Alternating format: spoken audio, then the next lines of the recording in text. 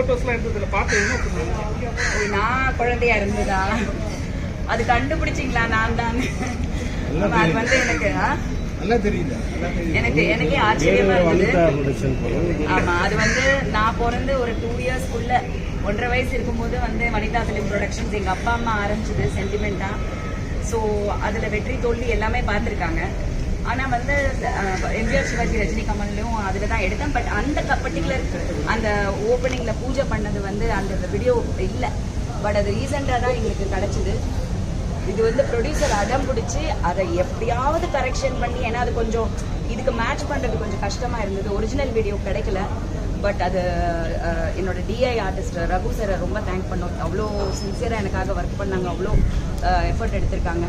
So அவர் வந்து அதை ready பண்ணி அந்த பண்ணது வந்து எனக்கு ஐ திங்க் அந்த ஆடியோட கேட்கும்போது ரொம்ப சந்தோஷமாக இருந்தது. அதுக்கு தேங்க்ஸ் டு ப்ரொடியூசர் ஜோவிக்காக. கண்டிப்பாக இவர் ராபர்ட் மாஸ்டர் எதுக்குமே வர மாட்டாரு மேடம். ஆடியோ லான்ச்சிங்கும் வரல, இன்றைக்கும் வரல. ஆனஸ்டாக சொல்லணுன்னா எல்லாருமே பிஸியாக இருக்காங்கம்மா. இன்னைக்கு கூட பாருங்கள், யார் யார் ஃப்ரீயாக இருக்காங்களோ வராங்க. அவர் இப்போ கூட அவரோட ஃப்ரெண்டு ஒருத்தர் எனக்கு ஃபோன் பண்ணி இந்த மாதிரி வந்து நான் ஒரு 4-5 நாளாக அடிச்சுக்கிட்டு இருக்கேன், ஃபோன் ஸ்விட்ச் ஆஃபாகவே இருக்குது, ஏதோ நம்ம படத்தோட ஓவர்சீஸுக்கு பேசுகிறதுக்கு எனக்கு கால் பண்ணாங்க. உங்கள் நம்பரை இப்போ தான் கஷ்டப்பட்டு வாங்கினேன், பிகாஸ் நான் ராபர்ட்டுக்கு அடித்தா 4-5 நாள் ஆஃப் இருக்கேன். Something is I think work is also going, something personal also. But அதை தாண்டி வந்து ராபர்ட்டோட சப்போர்ட் இல்லைன்னா கண்டிப்பாக இந்த படம் வந்து நீங்கள் பார்த்துருப்பீங்க கிளைமேக்ஸ்லாம் வந்து ராபர்ட் வந்து ரொம்ப ரொம்ப ஐ திங்க் ரொம்ப உள்ளேருந்து நடித்தது வந்து நான் உணர்ந்தேன். அந்த ஃபீல் உங்களுக்கும் இருந்துச்சான்னு தெரியல. But I really like this performance. Madam, பெண் தயாரிப்பாளர் எடுத்த படம், பெண் இயக்குனர் எடுத்த படம், மஞ்சுளா மேடம் ஃபேமிலியிலேருந்து வராங்க. கொஞ்சம் அடல்ட் கண்டல் டோஸ் அதிகமாக இருக்கு. நல்லது. ஏன் பெண்களும் அடல்ட்ஸ் தானே? அதான் நான் சொன்னேன், ஒரு பெண் டைரக்டர்னா உடனே வந்து நான் வந்து ஒரு காந்தி மாதிரி, இந்திரா காந்தி மாதிரி ஒரு படம் எடுக்கணும், ஒரு ஒரு இன்ஸ்பைரிங் லேடி அப்படிதான் எடுக்கணும்னு இல்லை. நான் கமர்ஷியல் படம் தான் எடுத்துட்டேன். எனக்கு வந்து மக்கள் பார்க்கணுங்க, என்ஜாய் பண்ணுங்க, என்டர்டெயின் பண்ணணும். நான் எடுத்த கதை வந்து பார்த்தீங்கன்னா அந்த தளம் வந்து 40 வயசுல ஒரு கப்பல் புருஷ முண்டாட்டி கதைனாலே கொஞ்சம் லைட்டாக வந்து கொஞ்சம் கிகிலிப்பு இல்லைன்னா அதில் எனக்கு அது ஏன்னா நான்லாம் வந்து பாக்யராஜ் சார் படங்கள்லாம் அந்த காலத்திலே நான் இவ்வளோ ரசிச்சிருக்கேன். முந்தானே முடிச்சு தாவணி கனவுகள், இந்த மாதிரி நிறைய படங்கள், சில சீன்ஸ் எல்லாம் ரொம்ப ஃபன்னியாக இருக்கும். ஸோ அதே நம்ம இப்போ ரீமேக் பண்ணாலும் அது ஒர்க் அவுட் ஆகாது.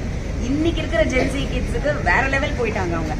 ஸோ நம்ம கொஞ்சமாவது அதோட கம்ப்ளீட் பண்ணணுன்றதுக்கு ஒரு முயற்சி எடுத்திருக்கேன்.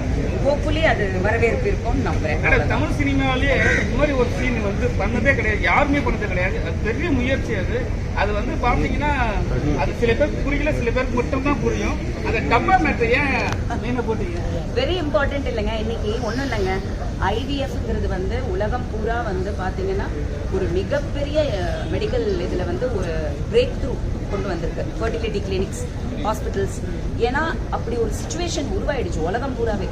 பெண்களுக்கு வந்து அந்த அந்த அந்த ஐ திங்க் ஹார்மோன்ஸ் வந்து ஃபுட் ஹேபிட்ஸ், லைஃப் ஸ்டைலு ஏதோ ஒரு ப்ராப்ளம் ஆகுது இல்லையா? ஸோ அதனால் வந்து எல்லாருமே ஐவிஎஃப் தான் மேக்ஸிமம் போகிறாங்க. ஸோ ஐவிஎஃப்ங்கிறதே என்ன? ஸோ அது எல்லாருக்குமே நல்லாவே தெரியும். அது வந்து அந்த ஸ்பெர்ம் வந்து நம்ம கலெக்ஷன் பண்ணி அதை ஃபியூஸ் பண்ணி தான் நம்ம டெஸ்ட் டியூப் பேபின்னு, ஹிந்திலாம் டெஸ்ட் டியூப் பேபின்னு சொல்லுவோம். ஸோ ப்ராக்டிக்கலி மெடிக்கலி வந்து இப்படி தான் பண்ணோம். ஆனால் அது எல்லா படத்துலையும் கொண்டு போய் ஊசி போடுறதையும் ஸ்கேனை பார்க்க இதை தான் காட்டுறாங்க. நம்ம புதுசாக ஒரு முயற்சி எடுக்கணும்னா ஏதாவது வித்தியாசமாக தான் பண்ணி ஆகணும். அது வந்து ஐ திங்க் சில பேருக்கு மட்டும்தான் அந்த கட்ஸ் இருக்கும். நான் லைக் வாட் பண்ணலாம். ஆர்த்தி ஏன் டப்பிங் போட்டு பேசுறது? அப்போ ஆர்த்தி இல்லை ஆக்சுவலாக ஆர்த்தியோட வாய்ஸ் வந்து அப்போ ரொம்ப ப்ராப்ளமாக இருந்தது. கரெக்டாக அந்த டைம் வந்து பேசியிருக்கணும், ஆனால் பேச முடியல. அதனால வேற ஒரு வனிதாக்கா கட்ஸ் தான் இருக்குது.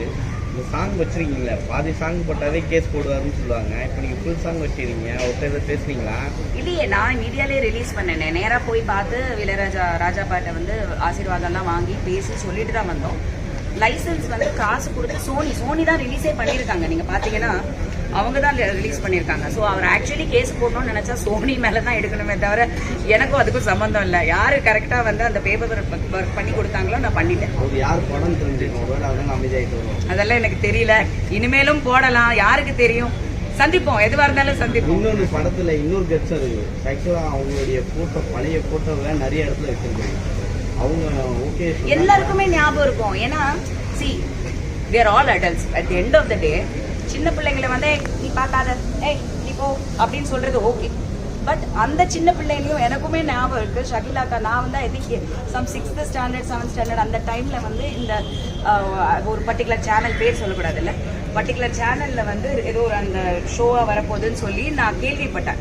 நான் பார்த்ததே கிடையாது அவங்க படம், எனக்கு என்னன்னே தெரியாது. ஆனா அது ஏதோ சம்திங் ஒரு கியூரியாசிட்டி இருக்கும். இப்போ எல்லாம் அந்த சோஷியல் மீடியா எல்லாமே தெரியுது.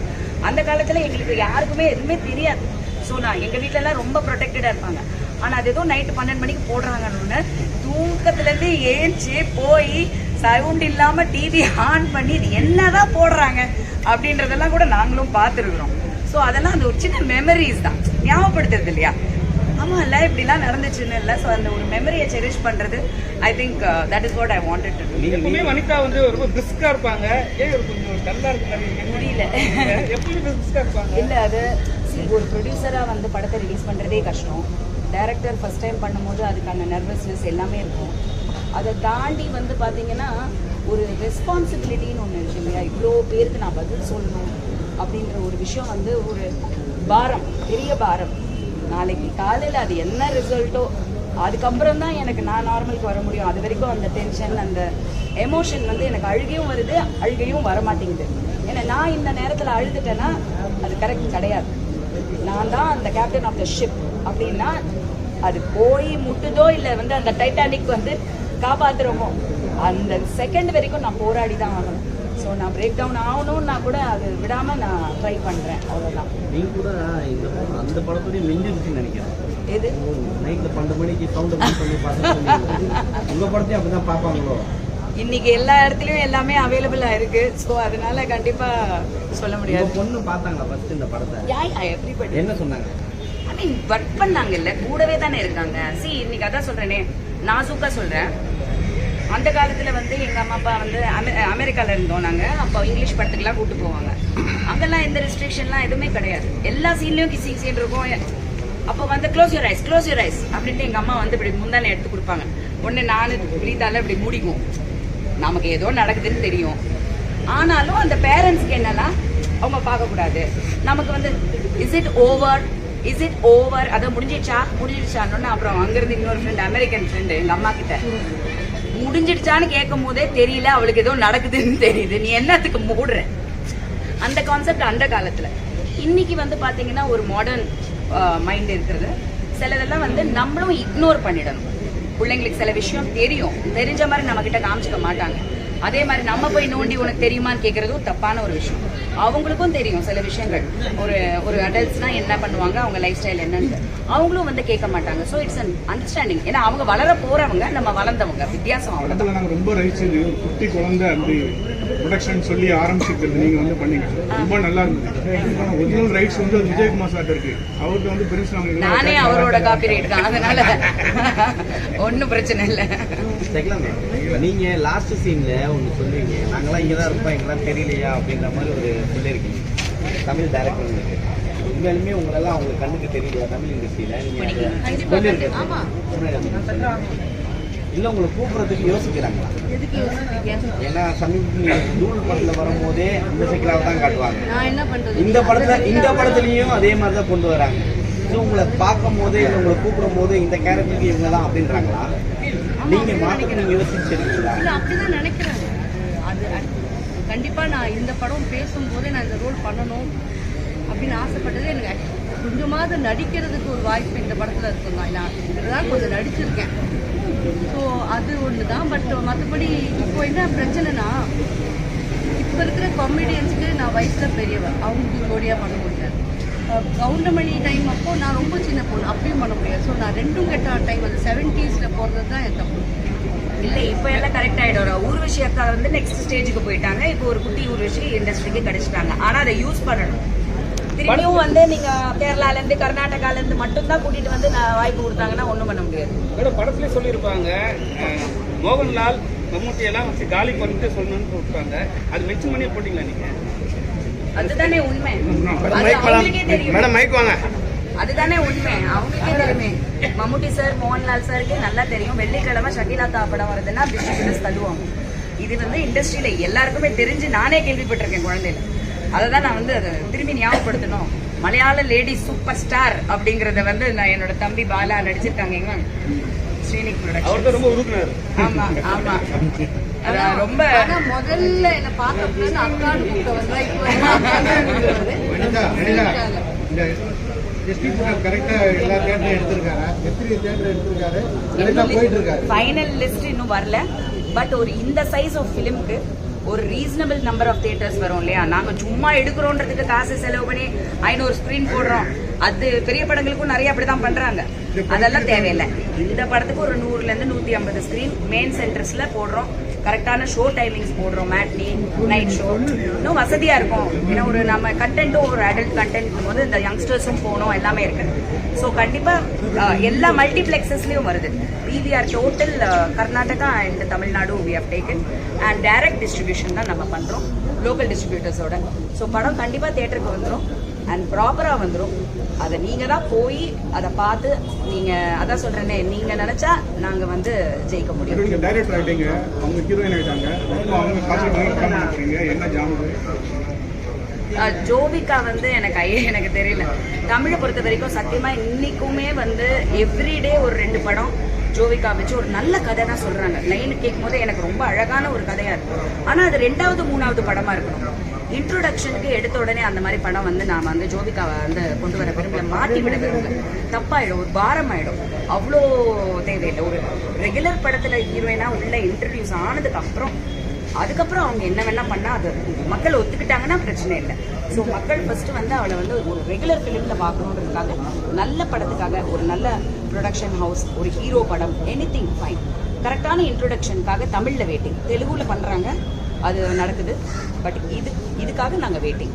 ஸோ அகைன் தமிழ் ஹீரோயின்ஸ்க்கும் வாய்ப்பு கொடுங்க. அதையும் தான் திரும்பி சொல்ல வேண்டியதா இருக்கு. திரும்பியும் எங்கேயோ தான் போறாங்க. நான் என்னங்க பண்றேன்? புதுசா வரவங்க இப்ப வந்து பொண்ணு நீங்களே பார்த்துருக்கீங்க, பொண்ணு கூட ட்ரோல் பண்ணிருக்காங்க, பையன் வச்சு கூட ட்ரோல் பண்ணிருக்காங்க. என்ன தோணுது? இது வந்து விஜய் வந்தப்போ நான் சொல்றேன், விஜய் சேதுபதி பையனை பத்தி நான் பார்த்தேங்க. உடனே சொல்றேன், என்னோட எக்ஸ்பீரியன்ஸ்ல சொல்றேன். இன்னைக்கு ட்ரோல் படப்படுற அந்த பையன் வந்து ஒரு மிகப்பெரிய வந்து ஒரு தளபதி மாதிரி ஒரு ஸ்டாரா மாறுறதுக்கான அறிகுறி தான் அது. உண்மையா சொல்றேன். ஏன்னா நமக்கு என்ன டேலண்ட் இருக்கு. அந்த பையனை பார்த்தப்போ சூர்யா சேதுபதி எனக்கு வந்து விஜய் வந்து நாளைய தீர்ப்பு அந்த டைம்ல இருந்த மாதிரி தான் எனக்கு தோணுச்சு. அப்படிதான் எனக்கு தோணுச்சு.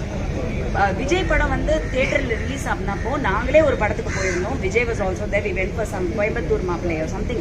அந்த டைம்ல தேவா ஐ திங்க் ஏதோ ஒன்று வந்திருந்தது, சந்திரலேகா வந்த டைம்ல. அப்போ சத்தியமா கொசு இப்படி அடிக்கிறாங்க, அப்படி கிண்டல் பண்ணிருக்காங்க விஜயோட ஃபேஸ. அதை நான் கண்ணால பார்த்திருக்கேன், காதால கேட்டிருக்கேன். விஜய்க்கே இது தெரியும் எவ்வளோ விமர்சனங்கள் வந்ததுன்னு. அதை தாண்டி ஓடி போராடி இன்னைக்கு வந்து ஒரு தளபதியா, ஒரு வருங்கால ஒரு முதல்வரா பாக்குற அளவுக்கு ஒரு கட்சிக்கே தலைவரா வந்து அவர் வந்து உட்கார்ந்துருக்காருன்னா அதுதான் சினிமா, அதுதான் தமிழ்நாடு மக்கள். அன்பு வச்சுட்டாங்கன்னா அவங்க கைவிட மாட்டாங்க. அதுக்கு முயற்சி மட்டுமே திருவினையாகும். சூர்யாவுக்கு வந்து நான் சொல்றது என்னன்னா, அதை மைண்ட்ல ஏத்திக்கிட்டு அந்த பையன் போராடி அவங்க அப்பா மாதிரி அவங்க அப்பாவோட பெரிய ஹீரோவா வரணும். அதே தான் ஜோவிகாக்கும். நயன்தாரா வந்த புதுசுலயோ இல்ல த்ரிஷா வந்த புதுசுலயோ யாரும் நீங்க எல்லாரையும் தான் பேசிருக்கீங்க. இப்ப பார்த்தா பழைய படம் பார்த்தா என்ன இப்படி இருக்காங்கன்னு நமக்கே தோணும். அந்தந்த ஏஜ் வளரட்டும். எல்லாருமே அந்தந்த ஏஜ்ல இருந்து வளர்ந்து ஒரு வெற்றிக்கு பின்னாடி இன்னொரு வெற்றி. ஒரு ஏஜ் வரும்போது ஆட்டோமேட்டிக்கா எல்லாருமே ஒரு மெச்சூரிட்டி கிடைக்கும். அப்புறம் வயசாயிடுச்சுன்னு சின்ன வயசுல வந்தா இப்படி சொல்லுவீங்க, கொஞ்சம் இதை வந்தா ஏதானு ஒண்ணு சொல்றீங்க, என்ன பண்றது சொல்லுங்க. வனிதா டிவிக்கேல சேர்ந்துட்டாங்க. தேங்க்யூ, ரொம்ப நன்றி.